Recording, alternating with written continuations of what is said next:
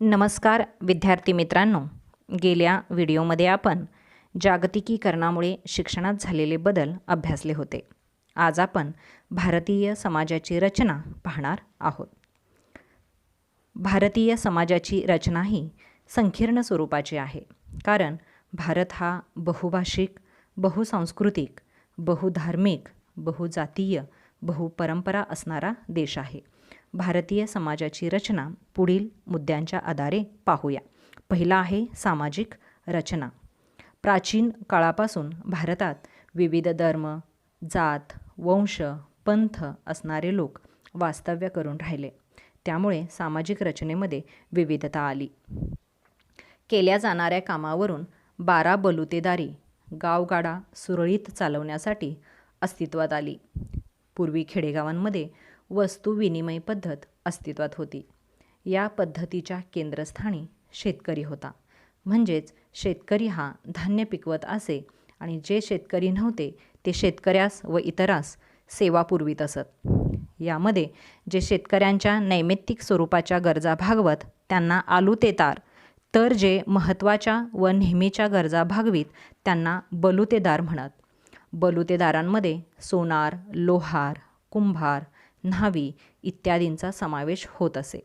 हे गावचे वतनदार असत आणि पिढ्यानपिढ्या तेच ठराविक काम करीत.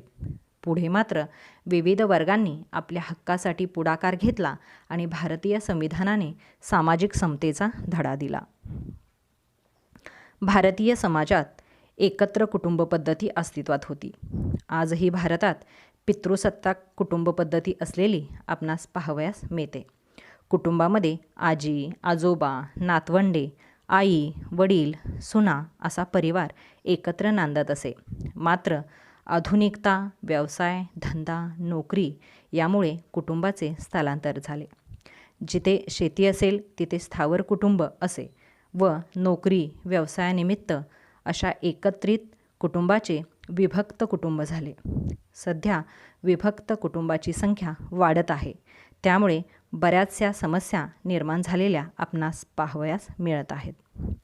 प्राचीन काळात ही समाजरचना चातुर्वर्णावर आधारलेली होती. ब्राह्मण, क्षत्रिय, वैश्य आणि शूद्र समाजाच्या स्थैर्याला पोषक होते. मात्र ही वर्णव्यवस्था जन्मावर अवलंबून नसून केल्या जाणाऱ्या कामावर आधारलेली होती. कुटुंब संस्थेस पूरक म्हणून विवाह करण्याची पद्धत रूढ झाली. समाजातील जाती, धर्म, वंश, रूढी, परंपरा यानुसार हे विवाह होत असत. विवाह पद्धतीमध्ये पारंपरिक विवाह आणि आंतरजातीय विवाह आपणास पाहावयास मिळत आहेत. पुढचा आहे भौगोलिक रचना. भारत देशाची भौगोलिक सीमा विस्तीर्ण असल्यामुळे निसर्गात भौगोलिक पार्श्वभूमी असलेले विविध प्रदेश यामध्ये येतात. जसे की उत्तरेकडे हिमालय पर्वतरांगा, दक्षिण दिशेस डोंगराळ, मैदानी व पठारी प्रदेश आहे. पूर्वेस व पश्चिमेस अरुंद अशी किनारी मैदाने आहेत. काश्मीरपासून ते कन्याकुमारीपर्यंत पर्जन्य, भूपृष्ठ, नद्या, जैविक व विविधता यामुळे जीवनशैलीत विविधता आढळते. भौगोलिक वैशिष्ट्यांमुळे उत्तरेकडे तसेच दक्षिणेकडे विविध धर्मस्थळे, तीर्थक्षेत्रे यांचा विकास झालेला दिसून येतो. परदेशी पर्यटक आकर्षित होऊन आजही मोठ्या प्रमाणावर भेटी देतात. या भौगोलिक विविधतेतून अनेक प्रदेश निर्माण झाले. त्यांना विशिष्ट भौगोलिक वैशिष्ट्ये चिकटली आणि त्यामुळे प्रादेशिक वाद, प्रांत संघर्ष निर्माण झाले आणि ते आज आपल्याला पाहावयास मिळत आहे. पुढचा आहे भाषिक रचना. भारत हा देश बहुभाषिक आहे. अनादी काळापासून आर्य, अनार्य, मुस्लिम, यहुदी, इंडो आर्यन इत्यादी लोक वास्तव्य करीत आहेत. त्यामुळे भाषिक विविधता निर्माण झाली. प्रत्येक भाषेची लिपी ही वेगवेगळी आहे. संस्कृतपासून बऱ्याच भाषांची निर्मिती झालेली दिसून येते. असे जरी असले तरी विविध भागातील विविध भाषातील साहित्यांमधून प्रतिबिंबित होणारी जीवनमूल्ये, तत्त्वे, आदर्श, ग्रंथ शिकवण इत्यादीमध्ये समानता आढळते. स्वातंत्र्यप्राप्तीनंतर भारताची प्रांतवार रचना करण्यात आली. हिंदीला राष्ट्रभाषेचा दर्जा देण्यात आला. इंग्रजी कार्यालयीन कामकाजाची भाषा असावी असे मान्य केले गेले. मात्र हिंदीचा राष्ट्रभाषा म्हणून स्वीकार व इंग्रजीच्या वापरास नकार असे आजही भारतामध्ये वाद आहेत. दक्षिण भारतातील लोक मातृभाषेपाठोपाठ इंग्रजीस महत्त्व देतात. याउलट उत्तर भारतीय मात्र हिंदीस प्राधान्य देतात. यातून कमी अधिक संघर्ष निर्माण होताना दिसून येतो. पुढचा आहे धार्मिक रचना. प्राचीन काळापासून भारत हा धार्मिक वृत्तीचा देश आहे. विविध धर्माचे लोक भारतात राहतात. प्रामुख्याने हिंदू, मुस्लिम, ख्रिश्चन, बौद्ध, जैन, पारशी असे धर्म दिसून येतात. ही जरी धार्मिक विषमता असली तरी सर्व धर्माची शिकवण सारखी आहे. त्यामुळे विविधतेत एकता दिसून येते. मात्र कट्टर धर्म समर्थनामुळे कधीकधी क्षुल्लक कारणामुळे व स्वार्थापोटी धार्मिक दंगली उसळतात व त्याचे परिणाम दूरगामी स्वरूपाचे होतात. याउलट शिक्षणातून विविध शैक्षणिक धार्मिक विचारवंतांनी सर्व धर्मातील पंथातील लोकांना एकत्र बांधून ठेवण्याचे कार्यही केलेले आहे. सामाजिक ऐक्य वाढीस लागण्यासाठी शिक्षणातून धर्मनिरपेक्षतेच्या तत्त्वाचा पुरस्कार व प्रसार होणे आज गरजेचे आहे. पुढचा आहे सांस्कृतिक रचना. मानवाने समूहात राहत असताना त्याचे विचार, भावना, राहणीमान, आहार, विहार, वर्तनाचे निकष, संकेत संस्कृतीने निश्चित केले. व्यक्तीच्या संस्काराचा समूह किंवा समुच्चय म्हणजे संस्कृती होय. संस्कृतीमुळे लोकांचे सण, उत्सव, भाषा, परंपरा यामध्ये विविधता निर्माण झाली. यामुळे प्रत्येक ठिकाणची संस्कृती वेगळी आहे. सध्या जागतिक स्वरूपाची संस्कृती बनलेली आपल्याला पाहायला मिळत आहे. त्याचा परिणाम म्हणून संस्कृती संकर होत आहे. पुढचा आहे आर्थिक रचना. शेती हा भारतीय अर्थव्यवस्थेचा कणा आहे. पूर्वीच्या काळी बलुतेदारी, आलुतेदारी अस्तित्वात होती. काळानुरूप त्यामध्ये बदल होत गेले, व्यवहार बदलले. संपत्तीचे विकेंद्रीकरण व्हावे ह्या हेतूने भारतीय अर्थशास्त्रानुसार पंचवार्षिक योजनांची अंमलबजावणी सुरू झाली. गरजा, व्यवहार यापेक्षा पैशाला अधिक महत्त्व प्राप्त झाले. त्यामुळे सत्तेचे, पैशाचे, अर्थव्यवस्थेचे केंद्रीकरण झाले. जागतिक औद्योगिकीकरण, खाजगीकरण, उदारीकरण या धोरणामुळे परदेशी कंपन्या, कारखाने, शाळा यांना मुक्तपणे भारतात येणे शक्य झाले. त्यामुळे मूळ भारतीय कंपन्यांची गुणवत्ता मागे राहिली. जगाच्या बाजारामध्ये स्पर्धा निर्माण झाली. त्यामुळे श्रीमंत अधिक श्रीमंत तर गरीब अधिक गरीब राहिला. मालक, मजूर असे दोन वर्ग निर्माण झाले. आज भारतीय शेती व्यवसाय अडचणीत सापडला आहे. त्यामुळे अन्नधान्याचा तुटवडा, चलनमंदी, स्थलांतर, बेरोजगारीची समस्या, आरोग्य, शिक्षण याबाबतच्या समस्यांमध्ये वाढ होत आहे. सामान्यपणे उच्च, मध्यम आणि कनिष्ठ वर्ग दिसून येत आहेत. तर अशा पद्धतीने आपल्याला यावरील मुद्द्यांच्या आधारे भारतीय समाजाची रचना किंवा भारतीय रचनेमध्ये असणारी विविधता पाहता येईल. पुढील उपघटक आपण पाहणार आहोत. भारतीय समाजाची वैशिष्ट्ये. भारतीय समाजाच्या रचनेवरून आपणास भारतीय समाजाची पुढील वैशिष्ट्ये सांगता येतील. पहिलं वैशिष्ट्य आहे गर्भश्रीमंत संस्कृती. हजारो वर्षापासून भारताकडे एक गर्भश्रीमंत, इतरांना हेवा वाटावा अशी संस्कृती आहे. लोकांकडून वापरल्या जाणाऱ्या भाषा, साहित्य, संगीत, नृत्य, कला, राहणीमान, जीवनाचा दर्जा, रूढी, परंपरा याबाबत भारत हा संस्कृतीच्या बाबतीत गर्भश्रीमंत देश आहे. पुरातत्व खात्याकडून भारतीय संस्कृतीचे जतन व संवर्धन केले जाते. परदेशी अभ्यासक, पर्यटक आजही भारतीय संस्कृतीचा अभ्यास करण्यासाठी भारतात येतात. जागतिक पातळीवर आजही भारतीय संस्कृतीस विशेष असा सन्मान आहे. जागतिकीकरणाच्या प्रवाहात असलेली संस्कृती मात्र शिक्षणाच्या माध्यमातून वाचवणे ही काळाची गरज बनली आहे आणि हे आपल्याच हाती आहे. दुसरं वैशिष्ट्य आहे कुटुंब पद्धती. भारतीय समाजात कुटुंब व्यवस्थेला अत्यंत महत्त्वाचे स्थान आहे.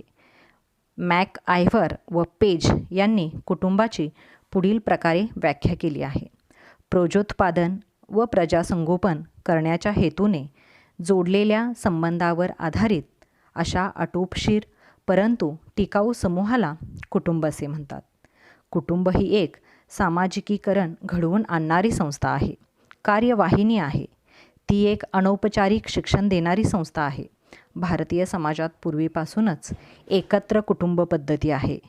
ती पितृसत्ताक असून कुटुंबाचे मुख्य कार्य हे संस्कार निर्मिती आहे, की कुटुंबामध्ये असणाऱ्या लहान मुलांना संस्कार देण्याचं काम हे कुटुंब करतं.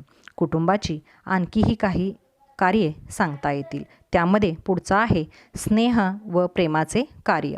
कुटुंबामध्ये असणाऱ्या विविध घटकांना कुटुंबाकडून स्नेह आणि प्रेम दिले जाते. पुढचं कार्य आहे आर्थिक कार्य.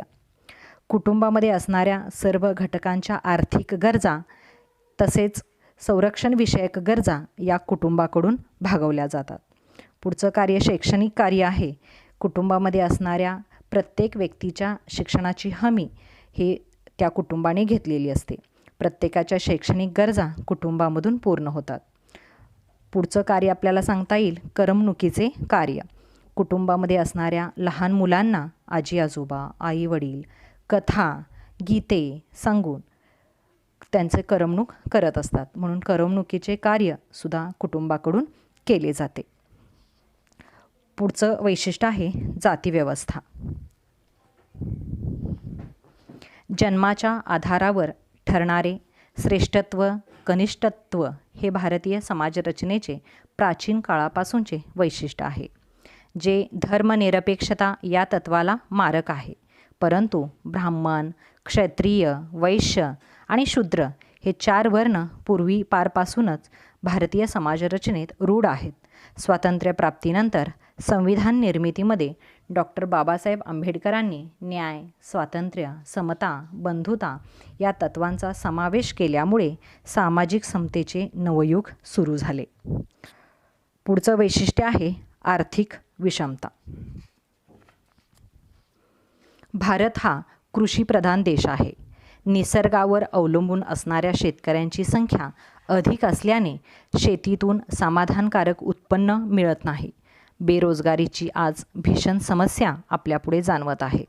उद्योगधंद्यांचा विकास काही विशिष्ट भागातच होतो आहे. काही विशिष्ट वर्ग अतिश्रीमंत तर काही अतिगरीब होत आहेत. भारत हा अधिक लोकसंख्येचा देश आहे व भौगोलिकदृष्ट्याही विविधता असलेला देश आहे. त्यामुळे जीवनावश्यक गरजावरही आज ताण आलेला आपल्याला दिसून येत आहे.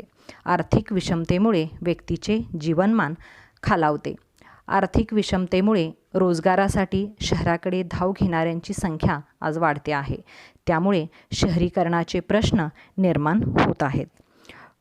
पुढचं वैशिष्ट्य आहे धार्मिक व भाषिक विविधता. भारतात अनेक वर्षापासून विविध धर्माचे लोक राहतात. धार्मिक विविधता असूनही प्रत्येक धर्माची शिकवण मात्र सारखीच आहे. त्यामुळे धार्मिक तेढ निर्माण होण्यावर बऱ्याच प्रमाणात मर्यादा येतात. धर्माप्रमाणेच भारतात अनेक भाषाही आहेत. एकमेकांच्या भाषेबद्दलचा आकस त्या भाषेपासून आपल्याला दूर ठेवतो. भाषावार प्रांतरचना करण्यात आल्यामुळे तर ते ठळकपणे जाणवते. सर्व भाषांवर प्रेम करून अधिकाधिक भाषा शिकण्याचा प्रयत्न केल्यास आपापसातील प्रेम वाढेल. स्थानिक बोलीभाषांनाही आदर देणे गरजेचे आहे. जागतिकीकरणामुळे आता हे भाषिक प्रश्न अधिक गुंतागुंतीचे होत असलेले आपणास पाहावयास मिळत आहे. पुढचे वैशिष्ट्य आहे ग्रामीण भारतीय समाज. भारत हा शेतीप्रधान देश आहे. भारतीय अर्थव्यवस्थेचा पाया म्हणून शेती या व्यवसायाकडे पाहिले जाते. ग्राम म्हणजे खेडे याचाच अर्थ ग्रामीण भागातील लोक जास्तीत जास्त शेतीवर अवलंबून आहेत. जवळपास 60% लोक अजूनही शेती आधारित उद्योगधंद्यांवर अवलंबून आहेत. पुढचं वैशिष्ट्य आहे विविधतेत एकता. भारतात अनेक बाबतीत विविधता दिसून येत असली तरी राष्ट्रीय एकात्मतेमुळे राष्ट्रप्रेम, देशभक्ती, देशप्रेम इत्यादी मूल्यांची रुजवणूक केली जाते. यासाठी भारतीय संविधानामुळे स्वातंत्र्य, समता, बंधुता, न्याय ही राष्ट्रीय मूल्ये बिंबवता येतात. यासाठी शिक्षणाद्वारे लहानपणापासूनच राष्ट्रभक्ती, राष्ट्रप्रेमाची आवड तसेच ओढ लावली जाते. या राष्ट्रप्रेमाच्या भावनेतून विविधता जरी असली तरी एकात्मता साधता येते. पुढचं वैशिष्ट्य आहे बहुसांस्कृतिकता. भारतीय समाज हा बहुसांस्कृतिक समाज आहे. ज्या समूहात, ज्या समाजामध्ये विविध प्रकारच्या भाषा बोलणारे, विविध पंथाचे, धर्माचे, जातीचे लोक राहतात. विश्वास, उपासना, कला, रूढी, परंपरा, नीतिनियम, क्षमता आणि सवयी या संदर्भात या समाजामध्ये विविधता आढळते. ही विविधता संस्कृतीच्या रूपाने आढळते. या समाजाला बहुसांस्कृतिक समाज असे म्हणतात. भारतामध्ये एकूण 1652 भाषा बोलल्या जातात. जागतिक पातळीवर 13 धर्म आढळतात. भारतात त्यापैकी 7 धर्माचे लोक राहतात. संस्कृती संकरामुळे पाश्चात्य संस्कृतीतील काही घटक आपल्या संस्कृतीत मिसळत आहेत, तर आपल्यातील काही सांस्कृतिक घटक याचे शिक्षण परदेशात देखील दिले गेलेले आपणास दिसून येते. तर अशा या मुद्द्यांच्या आधारे आपल्याला भारतीय समाजाची वैशिष्ट्ये सांगता येतील. धन्यवाद.